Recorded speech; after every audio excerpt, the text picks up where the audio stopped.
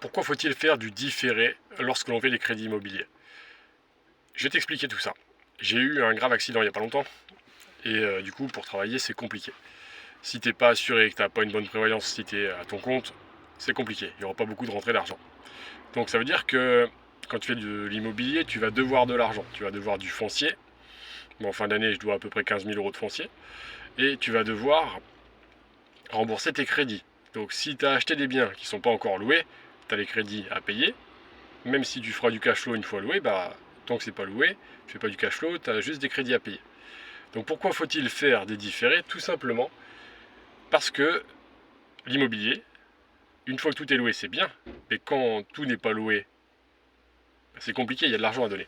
Moi, en loyer, je serais à 12 000 euros de loyer pour 3 000 euros de crédit, une fois tout loué, plus 15 000 euros de foncier à l'année.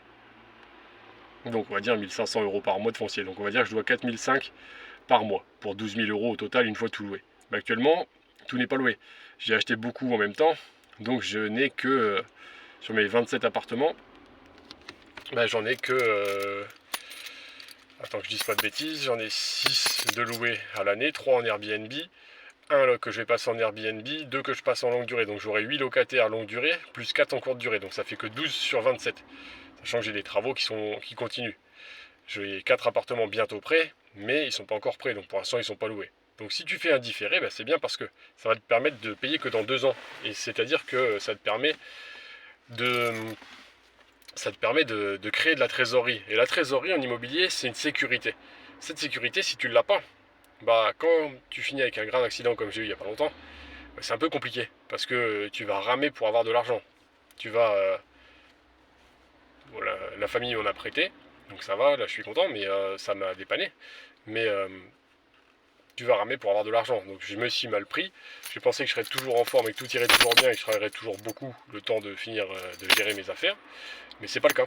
Donc tu te compliques la vie. Tandis que si j'avais fait du différé, bah, j'aurais pas été emmerdé. Je, j'aurais une trésorerie d'avance, une grosse trésorerie que je n'ai pas actuellement. Donc c'est des erreurs qu'on fait régulièrement. Et bon, je suis un jeune investisseur. Ça fait mon premier immeuble, je l'ai acheté en 2018. Je me suis fait arnaquer par une entreprise. Ça a pris 3 ans. Il s'est terminé en 2021. J'ai eu mes premiers locataires en 2021. Et puis ensuite, j'ai acheté d'autres biens, des biens patrimoniaux, des biens un peu de tout.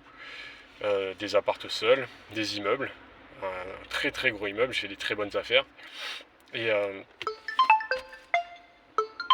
et du coup, eh bien, fais des différés.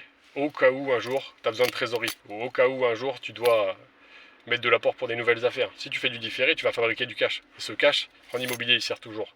Il faut une trésorerie d'avance, il faut un roulement. Et je t'assure, ça part vite. Quand tu as des travaux à faire, ça part très vite en immobilier.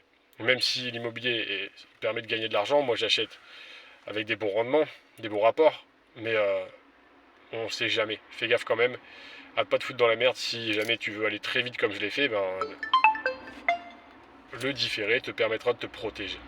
En dessous, je t'ai fait un guide pour éviter de faire des conneries lors de l'achat, parce qu'on fait tous des bêtises quand on n'y connaît rien. Donc je t'ai fait le guide qui regroupe tous les conseils auxquels il faut penser avant d'acheter. Et ce guide, il est gratuit, tu rentres ton adresse email et tu le reçois par mail. Et tu peux regarder en dessous, tu auras toutes les formations différentes sur tous les sujets importants de l'immobilier, et tu peux jeter un œil, c'est en dessous.